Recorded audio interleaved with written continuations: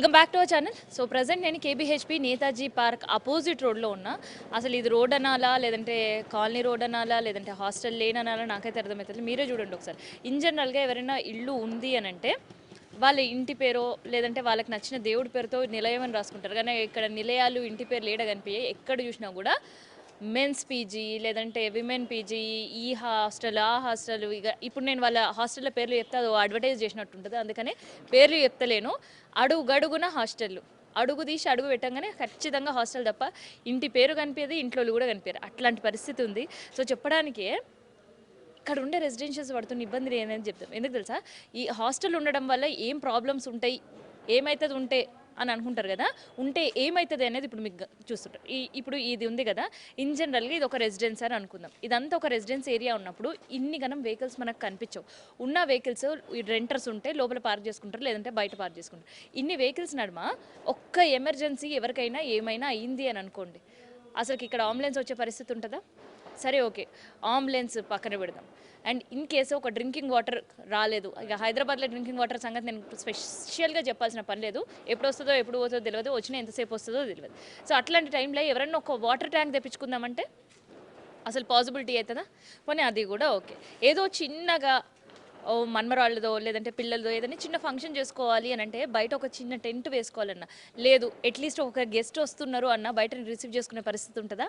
100కి 0% ఉంది అది హాస్టల్స్ ఉండేది. ఇది నేను చెప్తున్న మాట కాదు, ఇక్కడ చూస్తుంటే అర్థమవుతున్న సిచ్యువేషన్. ఇక్కడ ఉండే రెసిడెన్షియల్స్తో మాట్లాడదాం. నేను చెప్పేవి కొన్ని, కానీ వాళ్ళు పడుతున్న ఇబ్బందులు కనీసం కంటి మీద కునుకు లేకుండా ఉంటుంది.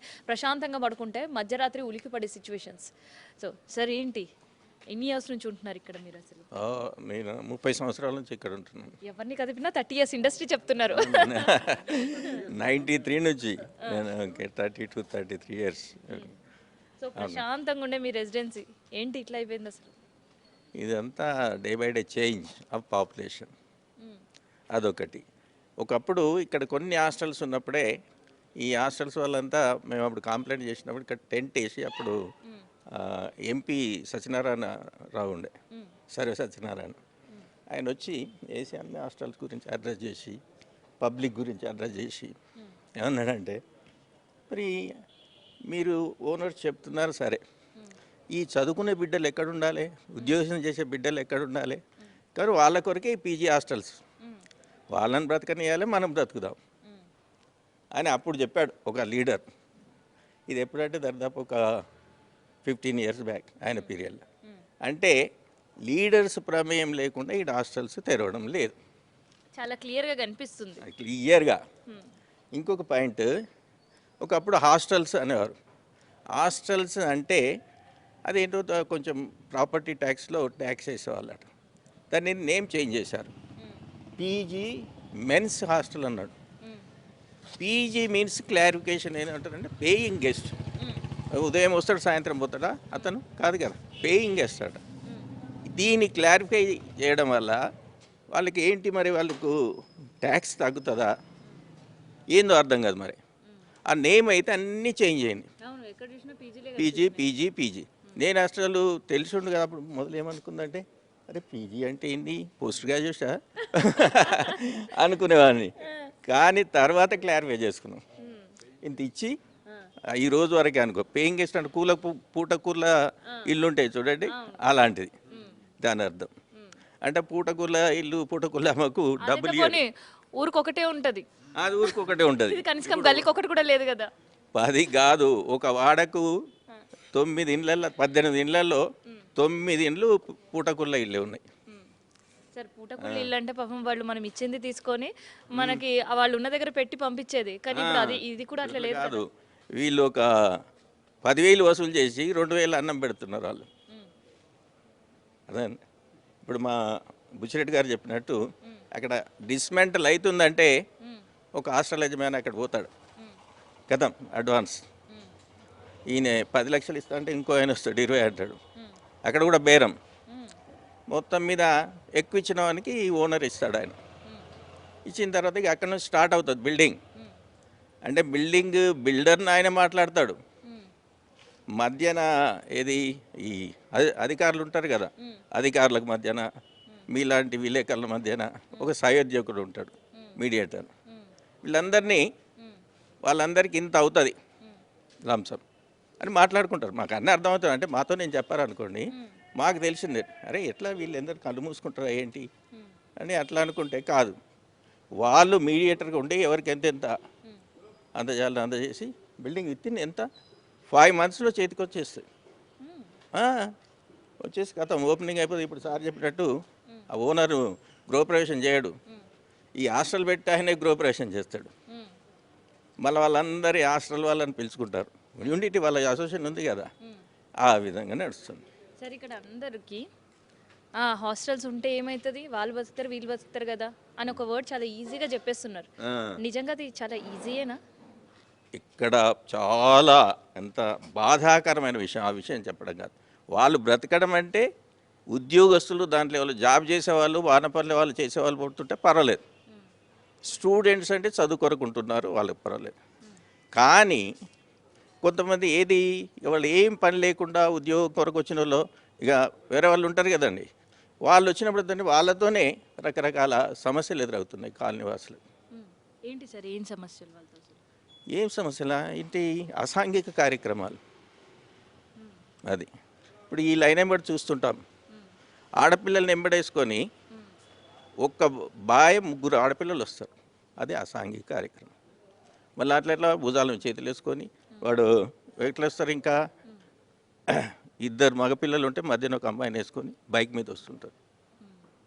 అంటే మా ఏజ్ గ్రూప్ వాళ్ళకి చూస్తుంటే అట్లా అనొచ్చు, కానీ ఈ ఏజ్ వాళ్ళకు కావచ్చు, కానీ ఇంకోరు మంచిగా ఉండే వాళ్ళకు మాత్రం అదొక చెడ్డ. పడుకునే పరిస్థితి ఉంటుందా హాస్టల్స్ లేనిలో ఉండే రెసిడెన్స్? అదైతే చాలా కష్టం అమ్మ. నేనైతే మేల్కొనే ఉంటాను దరిదాపు ఈ ఏజ్లో. ఏమవుతుందంటే అది పడుకుంటాం 10:30కో 10 గంటలకు, నువ్వు వార్తలు చూసి పడుకుంటాం. 12 గంటలకే ఏమవుతుందంటే ఈ బాంబుల సౌండ్ వినబడుతుంది. ఆహాకారాలు మీన్స్ అరే వీళ్ళు బర్త్డే చేసుకునే వాళ్ళు ఉంటారు కదా, సరే విజిల్స్ చేస్తారు.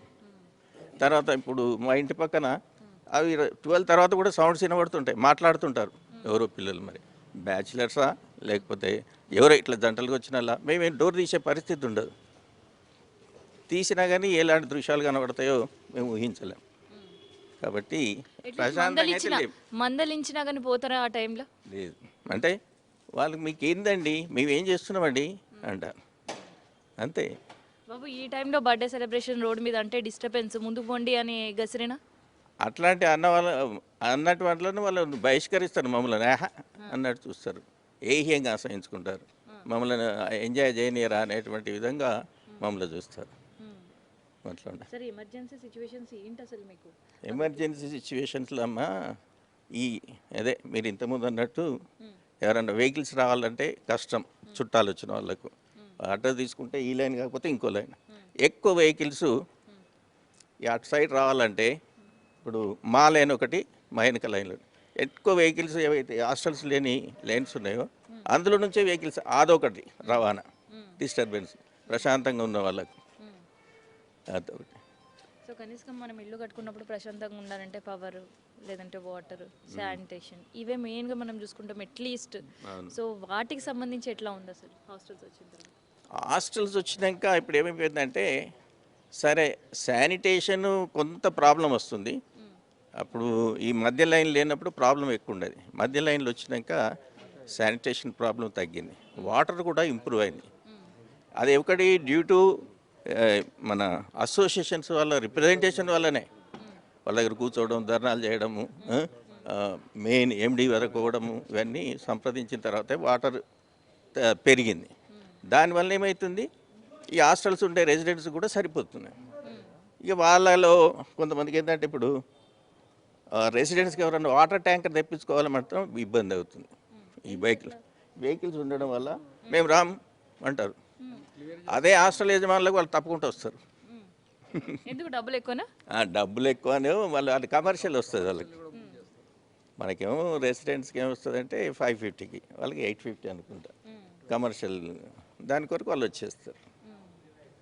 మొత్తం మీద వాటర్ ఫెసిలిటీ ఉన్నది, కరెంటు ఫెసిలిటీ ఉన్నది, రోడ్డు రవాణా ఫెసిలిటీ ఉన్నది, ఇది మెట్రో దగ్గర. కాబట్టి ఈ ఫేజ్ 1 and 2లో మాత్రం ఎక్కువ హాస్టల్స్ వెలిసినాయమ్మా, అది మెయిన్ కారణం. అంటే ఇక్కడ హాస్టల్స్కి కంఫర్టా రెసిడెన్షియల్కి కంఫర్టా అది చెప్పలేదు మీరు. హాస్టల్స్కే కంఫర్ట్ ఫెసిలిటీస్ ఉన్నాయని చెప్పారు, అది రెసిడెన్షియల్కి కంఫర్టా లేదంటే హాస్టల్స్కి కంఫర్టా? హాస్టల్స్కే కంఫర్ట్ ఉన్నది మొత్తం. మరి హాస్టల్సే గవర్నమెంట్ వాళ్ళు కట్టేస్తే సరిపోతుంది. ఇప్పుడు యూనివర్సిటీలోకి హాస్టల్స్ ఎట్లా కడతారో అట్లా. ఇంకొకటి ఈ హాస్టల్స్ అడ్వైజ్మెంట్స్ కొరకు మా పార్క్ ఒకటి దోహదం చేస్తుంది. ఎట్లానండి, ఇప్పుడు ఎక్కడన్నా చెరువు దగ్గర ఇల్లు కట్టి అడ్వర్టైజ్మెంట్ చేస్తారు చూడండి, అపార్ట్మెంట్స్ ఏంటి ఏమంటారు దాన్ని, లేక్ వ్యూ పాయింట్. ఇప్పుడు పార్క్ వ్యూ పాయింట్ అంటే అడ్వర్టైజ్మెంట్ చేస్తున్నారు. మీకు మంచి గాలి, పాయింట్ ఎందుకు సార్ హాస్టల్? హాస్టల్స్కి మంచి గాలి వస్తుంది, మీకు చెట్లు ఉన్నాయి, గాలి వస్తుంది, వెలుతురు వస్తుంది, ఇట్లా ఇవి చెప్తున్నారు.